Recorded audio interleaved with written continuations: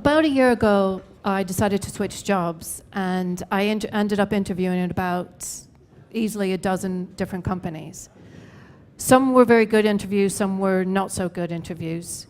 It really struck me during this process that generally the interviewing process is very similar. It follows the same process. You have a phone screening, some kind of technical interview, whether it's a remote test or you come in and you do it. And then you have a face-to-face where you'll talk about your technical submission, and you might meet HR and sort of talk about the logistics of working for that company. It really struck me, though, that whilst I said this was the same process, and yet the interviews varied hugely. I really enjoyed some, and I really didn't. So I'm going to talk about what makes a good interview and what you can do to contribute to the interview. But first, I'm going to talk about why soft skills are important and show you in the interview how you can impress with your soft skills. But I want to talk a little bit about me first, and just to tell you why I think I'm qualified to give this talk. In the course of the past 20 years, I've had dozens of roles. I've been a parent, I've been a junior developer, a senior developer, mid-weight developer. I've been a team leader, I've been a team member. I've been a teacher, I've been a student, I've been a coach, I've been a mentor. I founded the West London chapter of CodeBar, which is a voluntary organization aiming to increase diversity in tech. And in that role, I mentor students, I mentor people who are learning to code, and I also work with them during the interview process with junior developers who are trying to get jobs.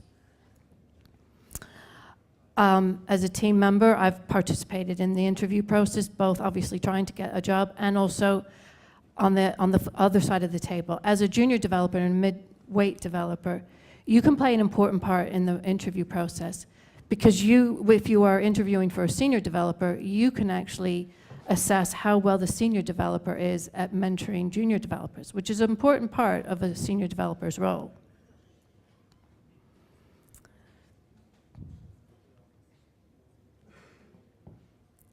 A study by the Carnegie Institute found significant evidence that success in life is 80% down to soft skills and only 20% hard skills. 1,500 engineers were asked what they believed to be the most important factors determining the success or failure of an engineer. The overwhelming response was soft skills, things like collaboration, communication, negotiating, problem solving.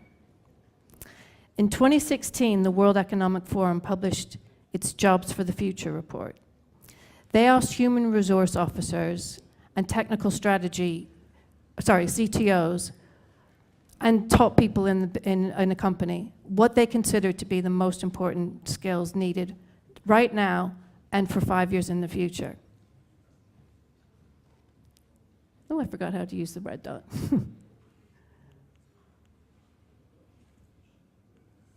Do you see any hard skills on there? No JavaScript, no Angular, no React, no Rails.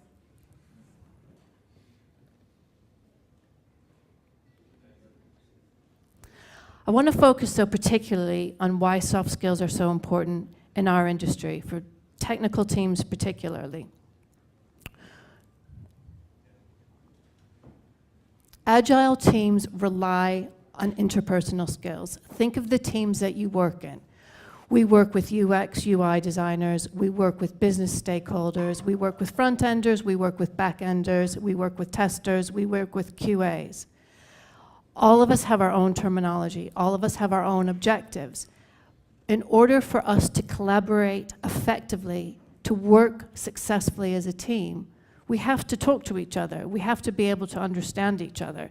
We're all talking in different languages. We use different terms. I want to give you an example here.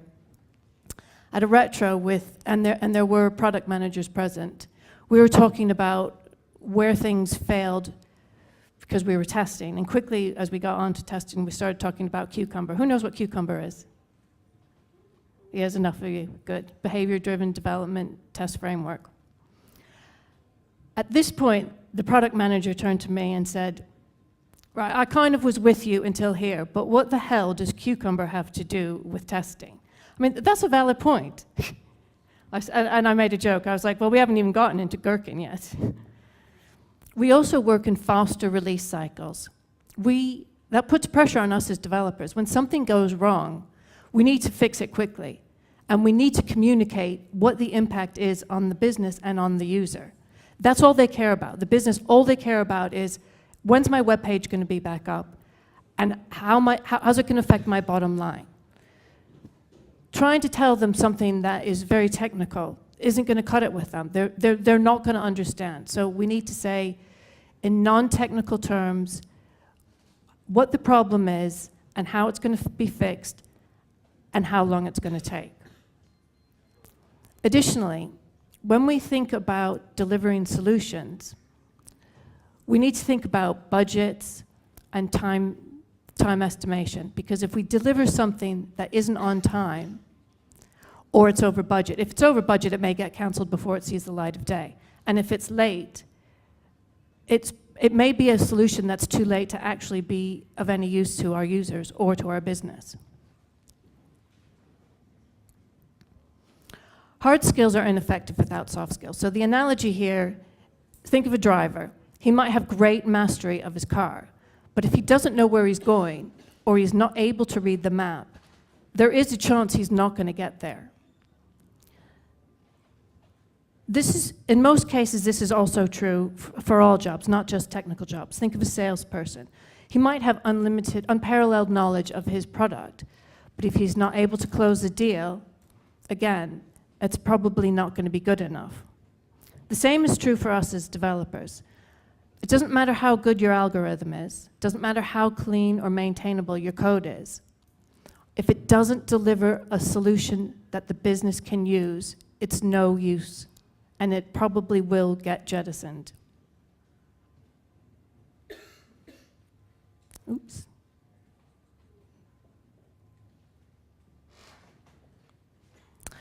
A good example here is actually, who's familiar with Masters of Doom? Masters of Doom? Your fault. Masters of Doom is about a software company. They created video games. The two founders, Romero and Carmack, were quite different. Sorry? All right, yes. Yeah, are you familiar with that? Okay, so Masters of Doom is about the creators of that. They were very different. Romero was wildly creative. He had great ideas for games. Carmack was a brilliant technician, great coder, could make these games really quickly. Eventually, the company initially was very successful, but then it failed. Romero was kicked out of the company. It's because Carmack, although he was great technically, he didn't really care about working well with the team. He didn't understand why it was important, and he didn't know why it was important. So he didn't try. And the two fell out, and Romero, actually, he got kicked out, and then he started his own company. But because he was so creative and didn't understand actually staying focused on the end product, he did lose sight, and he never actually created any games, and his company failed. And Carmack's company, eventually, his company didn't do as well because the games they weren't creative. They were just sort of the same, repetitive. So that's actually a very interesting book. I would recommend it. The third reason why soft skills are something for us to focus on is that there's actually a resistance to soft skills. In our industry, there's a bias towards the hard skills. We tend to be left brain, technical, logical, rational thinkers. Soft skills come more naturally, more easily to right-brained, creative people. So in order for us to acquire these skills, we need to work hard, and we need to learn them we need to learn something that maybe we're not necessarily interested in. And when you try to learn something that you're not interested in, it is actually a lot harder and takes a lot more application.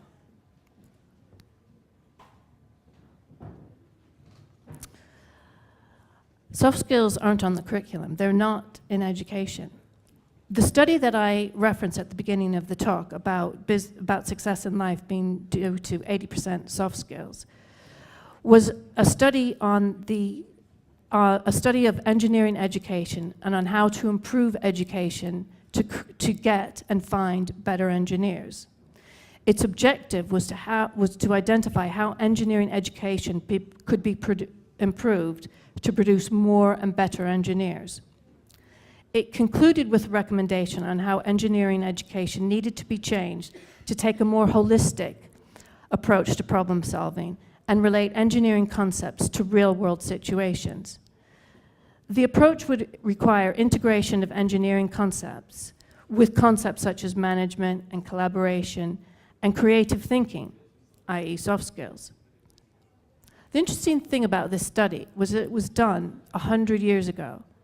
And in that time, nothing has changed. We still don't see those sorts of skills on the curriculum. A survey of the curriculum used in the United States in their high schools and their universities revealed that nothing has changed in that time. And they asked the question, why? And the overwhelming response was, they assume that we already have these skills or that we will just naturally acquire them either through life experience or from our families. Well, we know that's not happening. So what I'm going to try and do now is to give you some tips that you can use to, even if you don't have the soft skills, that you can use in the interview process to show that you do actually have these. The reason why this is important is because the interview is probably going to be one of, or probably the only place you're going to have a chance to meet your company and the company to see you and make a decision on whether or not they want to offer you a job. Equally for you as the candidate, you want to sound out the company, the employer, to see if this is going to be a company that you want to work for and is going to invest in you. Because it's not going to be enough for you to just be a technician and to just code. Excuse me. You're going to want a fulfilling, satisfying experience. And working on your own, I promise you, is not going to get that. It is the team collaboration that will give you that. We know that first impressions matter, but it's not actually how quickly the impression is formed that matters. What matters is that the first impression is very hard to change. A group of neuroscientists from some of the top universities in the US conducted a study on the brain's response to first impressions. Their findings show how we encode social information, thank you, and then how we evaluate that to make our initial judgment. They concluded that the first impression is glued to the context in which it is first formed. So for example, if you think of a colleague that you've met in a work situation and have formed a perhaps not favorable impression of him or her, and then in a social situation, you get on and your impression of that person improves. Back in the office, your initial first impression will return because that first impression was formed in the context of the office. So I just want to repeat, the first impression is important because it's so difficult to change. It is possible to change it, but in an interview situation, you're not going to get the repetitive nature to change it. It's kind of a one-shot deal.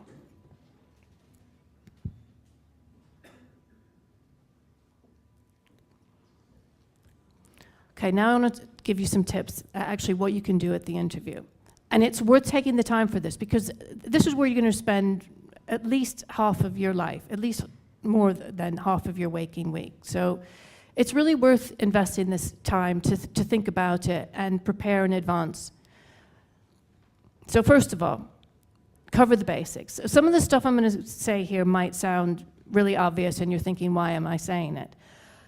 But it's important because having been on the other side of the table in the interview, I'm surprised at how often it doesn't happen.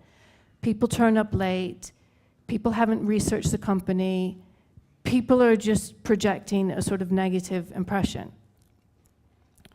So please be on time.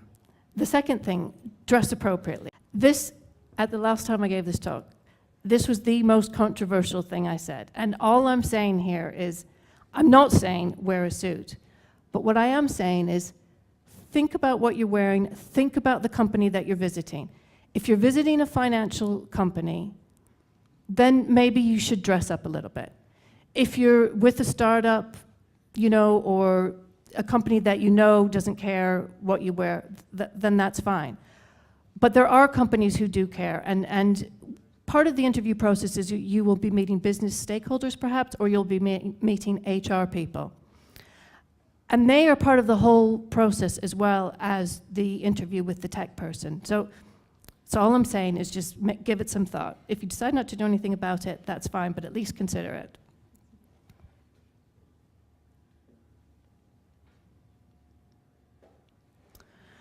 Prepare in advance for your technical submission. If you've submitted a technical test in advance, review it before you get there. Think about constraints that the company might be asking you about. Are there performance considerations? Were you asked to only do this in 2 hours and therefore that affected your solution? Did you consider other approaches? These kinds of questions you will be asked, and it will be good that you have thought about this beforehand. And it's even worth practicing in front of a friend or in front of the mirror, because if in the interview you then get nervous, the fact that you've practiced will make it come back more quickly, and you'll be able to move forward more confidently. If you're asked a technical question in situ, listen carefully. This is one of my biggest bugbears. Have you heard the question, and have you understood it properly? If you haven't, it's fine to say you don't understand. It's fine to ask them to repeat the question. It's fine to ask them to phrase it in another way because you don't understand it. Think about your answer. It's fine to take some time. Consider what you're going to say, how you're going to say it, and then answer the question. Now, this might sound obvious, but please answer the question. An example here, this actually happened. I was conducting interviews for the company's graduate software management program. And in the initial phone screening, we had a list of standard questions that we asked. And one of the questions we asked is, what is your favorite programming language and why? I'm not kidding, the number of times the answer was, I know HTML, CSS, JavaScript, I've played around a little bit with React, I know Ruby, and I know Rails. So I'm thinking, you haven't really listened to the question, because first of all, you didn't answer the question. I asked you, what is your favorite programming language and why? And you gave me like 6 different things. And some of those aren't even programming languages. Now, I know junior developers are sometimes coached to say, you know, to use every question as an opportunity to show all the things you know, show all the skills you know, show all your experience. And I understand that. But listen, you will get an opportunity to show all that experience. But you've lost me now because you haven't answered the question.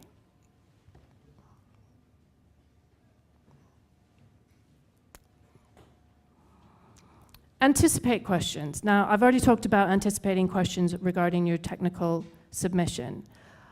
But companies are also aware that soft skills are important, and they're aware that you are going to be working in a team. And the important thing for them is that you get on with the team. They don't want somebody coming in and immediately the team isn't working, because one single person can change the dynamic of a team. They will ask questions like, think of a time in school or in work, some sort of situation where you didn't get on with somebody, or somebody was making life hell for you. How did you deal with that? Think of a time when you failed at something, and again, what was your response to that? And that's quite an important question, and I would imagine that a lot of you have come across that a number of times. The reason why it's important is because we know that our job as developers is about solving problems and fixing bugs. And we also know that we all create bugs and introduce bugs unwittingly in our code. And we also know that sometimes it takes us an awfully long time to find the solution to the problem that we're trying to fix. If you're going to give up straight away, then you're probably not going to work very well in the team, and you might not be very successful as a developer. So show your resilience. This is the opportunity for you to show your resilience. So before you go into the interview, think of a situation where you failed. And if you tell me that you've never failed, I'm not going to believe you. And neither is a company.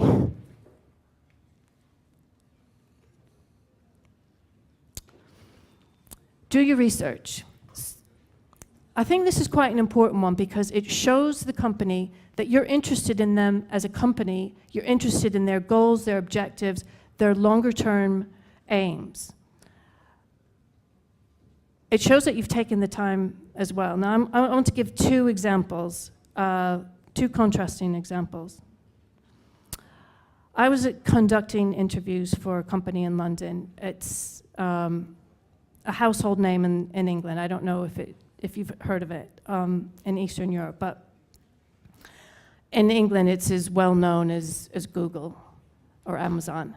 And so one of the questions we asked was, who do you think our competitors are? This is a multinational company.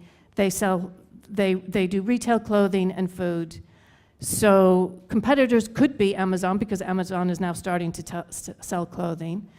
They could have named any one of the top 5 large food shops in the United Kingdom. And a number of candidates couldn't actually say what they thought the company was actually about, which kind of surprised me. And again, you know, for a small company, I think this is equally important, but for a big company, it's really easy to find the information. Just Google it. You'll find a ton of information. The other example I want to give is when I was interviewing with a small startup. This company's unique selling product was delivering farm-fresh food from the farm directly to your home. And their unique selling product specifically, point was, the food never travels more than 4 miles. And another big thing they cared about was sustainability. So I don't know how familiar you are with London, but London has a huge congestion problem. So the fact that what their service is doing is throwing more cars on the road. So my question to them was, have you considered the impact of how your service contributes to the congestion in London? And it turned out to be a great question to ask, because I ended up having a long conversation with the founder about this. And whilst it was a consideration, and whilst they didn't have a solution for it, that was something they were considering. And so, for example, regarding the sustainability aspect of the company, they only used electric vehicles. But I had showed to him that I understood some of the issues that they were facing, their cares, their concerns. And so I would probably be a better team member because I was interested and I cared and I wanted to work with them. And the upside on that is I did end up getting a job offer. So it pays to do the research.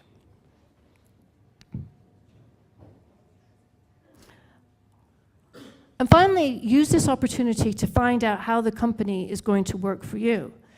Again, I cannot overemphasize, you're going to be with this company for the best part of your waking hours. Make it a good, meaningful experience. So find out from them, what are they going to do to invest in you? How are they going to help you grow? How are they going to help with your personal development? Do they care about it? Is this a company that you want to work for? Think about what it is that is important to you, and then ask questions to find out if they are going to be able to deliver that.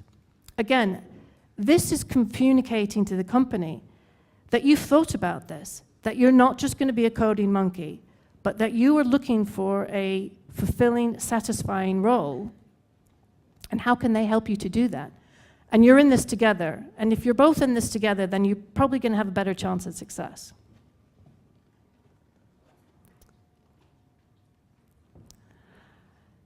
So now on the other side of the table, what can you do? How can you manage your first impression? Again, this is really important to do because recruiting is a costly business. It takes time, It costs money to get people in. You have to use your resources to take time away from actually doing their job, to interview them, review technical tests, etc. And you want to get it right, because if you get it wrong, you know what happens when you have disharmony on the team. It affects productivity. So, cover the basics. If you need a room, make sure the room is booked. Be on time. If you have any sort of security arrangements you need to arrange them in advance. There's nothing worse than somebody turning up for an interview. And this actually is a true story. A very experienced developer told me that this happened to him, where he turned up for the interview and sat in the waiting room for probably half an hour, and eventually somebody came down and said, "Oh, sorry, we can't have your interview today because the interviewee didn't turn up." And they let him sit there for half an hour. And this is an experienced developer. I mean, it's one thing trying to find a junior developer. There are a lot more junior developers out there. But to find an experienced developer is a lot harder, and they are way more in demand, and they can be choosy. And so this person didn't turn back, and the company lost a potential very good resource. And for a stupid reason. So again, I know some of this might sound obvious, but it does happen. So it's worth thinking about. Review their CV and their technical submission in advance. Again, I can tell you that I've been to interviews where I'm sat there, and on the other side of the table is a piece of paper, because the person is reading my CV. "Oh, so I see you have worked at such and such. What was that like?" So to me, that's a waste of my time. I mean, this is something that should have been done in advance, and an interview that should be should be an hour or half an hour, these sorts of questions, has stretched beyond the time necessary, and they've kind of lost me.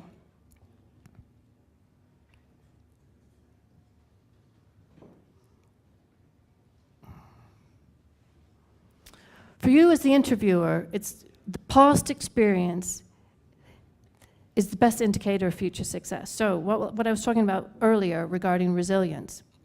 Ask them questions about when they failed. Did they have a failure, and how did they handle it? Because that's going to be a good indicator if they're going to be a good developer. The same with working in a team. There are going to be issues with the team.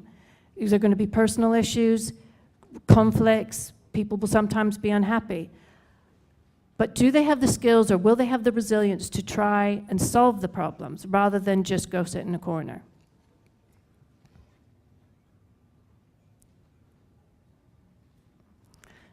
Just think of this as me shouting. It's about trust. Don't set expectations that you can't meet. Because if that person does join, they will find out that you've oversold, and that will affect their performance. They will be dissatisfied, they will think that you've lied to them, and they will not perform well. I want to give 2 examples here.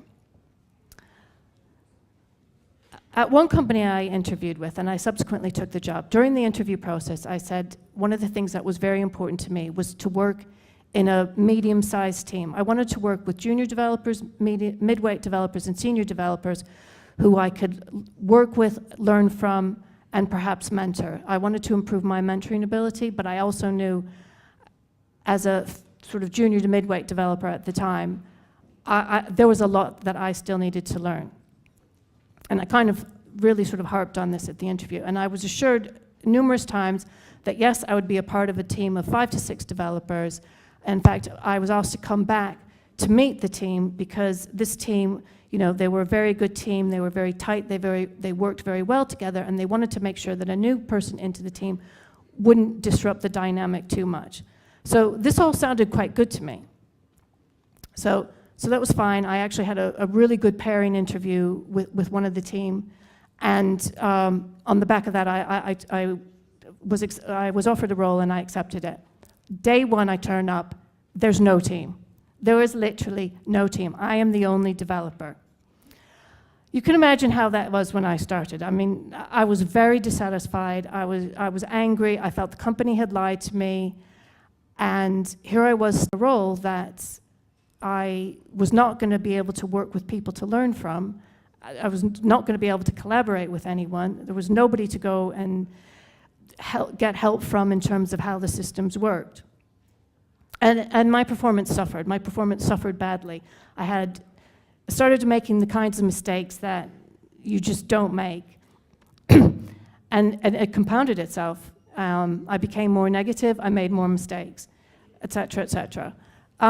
And it carried on that way until, fortunately, I was given an opportunity to switch teams, and then, fortunately, things were fine. But that is a very good lesson in don't oversell, don't set expectations that you can't meet. My other example is with my current company. I'm a senior developer at Money Advice Service. Money Advice Service is a nonprofit organization. It's a non-government organization which offers money advice to people. It's not, I have to admit, it's not a product or a service that I was hugely excited about. But during the interview process, I got a chance to meet the team. I got on very well with the team. So I was encouraged. And the factor actually that really turned it for me was that during the interview, the head of department made a real point of saying that in the next year, Money Advice Service was going to merge with 2 other organizations. And there was a chance that in 12 months' time, we'd all be out of business. And I thought, well, that is really good that he's that honest with me. He's telling me that, you know, I have a role for 12 months, but, you know, there's no guarantee that there's a role after 12 months. I've never had that from anyone before. I mean, maybe from a startup, but no, nobody's ever told me that I might be out of a job in 12 months. And interestingly, after I accepted the job, a number of people actually sent me a link to the announcement saying about the merger, and that it potentially could mean that Money Advice Service would no longer exist. And you know, they sent that to me because they were out of concern. And when I told them that, oh yes, I knew about this, the company was very open about it, they were like, oh, that's pretty cool, are you hiring? So it pays to be transparent about these kinds of things, even though it sounds like it might be negative. The fact that you're being honest goes a long way.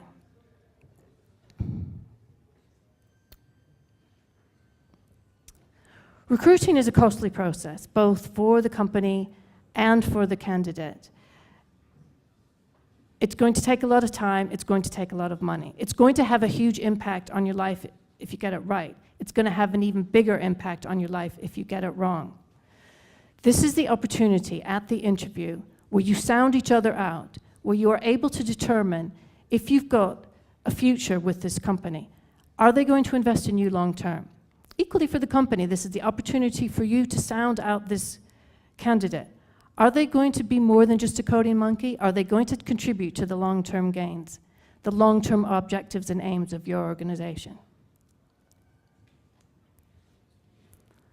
Thank you. These are a list of the resources I referenced throughout the talk. Thank you.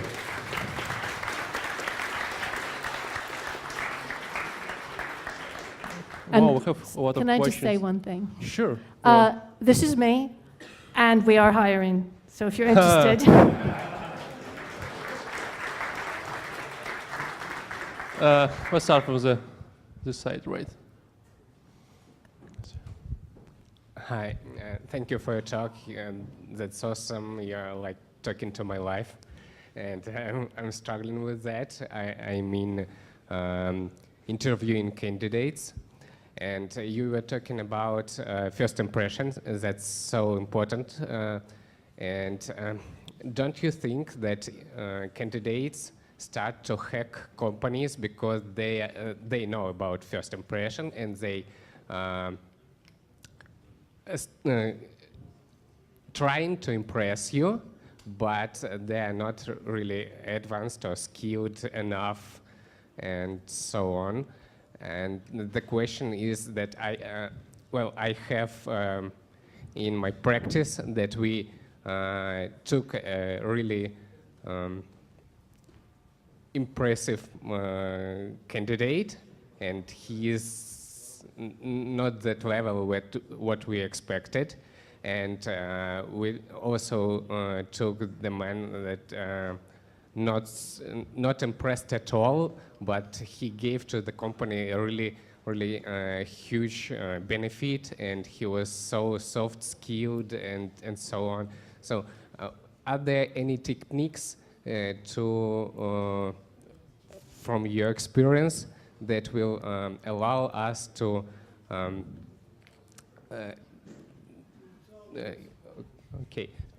identify to this make place. this first impression lower? I mean, not rely on first impression at all. Did you get the question?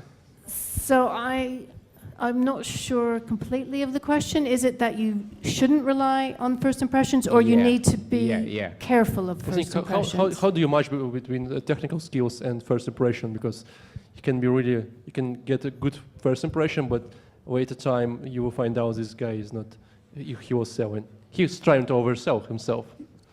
Okay, so I think actually you really need to consider your interviewing process. I've seen some interviewing processes which are quite short, and it surprises me how short they are.